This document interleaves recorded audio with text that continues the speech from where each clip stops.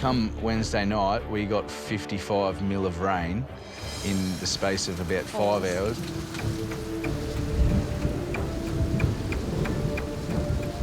Just a disaster, absolute disaster. The houses in both 3 and 5 don't have tarps, leaving them completely exposed to the elements. Rain's just been a pain in the ass.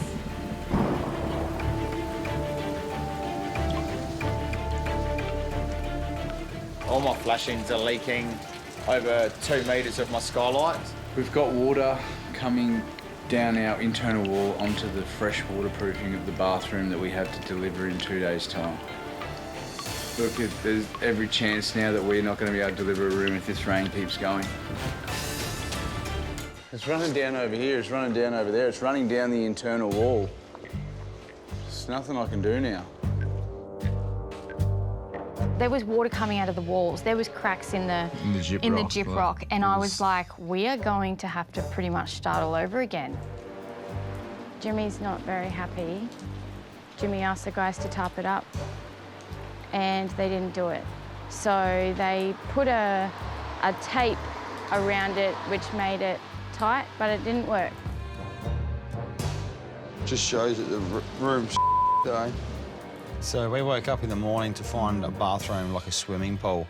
Water was literally just running out of drains everywhere. We'd asked for tarps. We'd been given tape on the day, so I wasn't happy. Oh, well. Pull her all out, start again. The roofer told us that we had a month's worth of rain overnight. We got flooded, simple as that. Just getting rid of water out of my ceiling. Just a little. Oh, sorry, James. I didn't even see you down there, mate. Safety officer.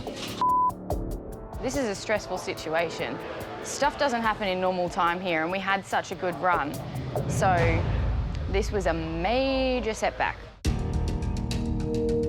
It's Foreman Keith's job to assess the damage and get house 3 and 5 back on track.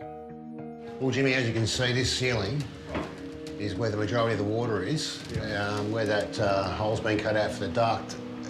Water's running through there.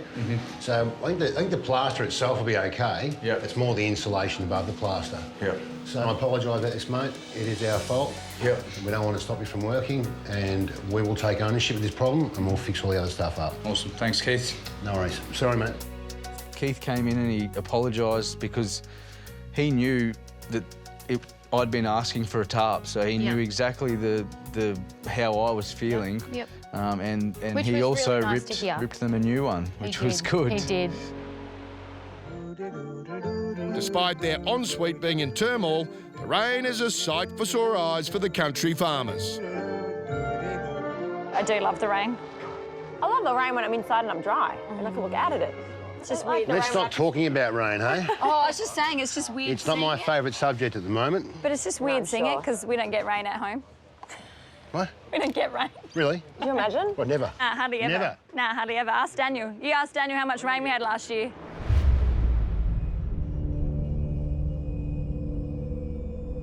The drought started many years ago and we've been doing it pretty tough since then. We're just getting through. We're not making any money, but we're living, and that's about as good as it gets at the moment. It's just to push forward. You know, the only way you can do that is to keep going. And one day it'll rain.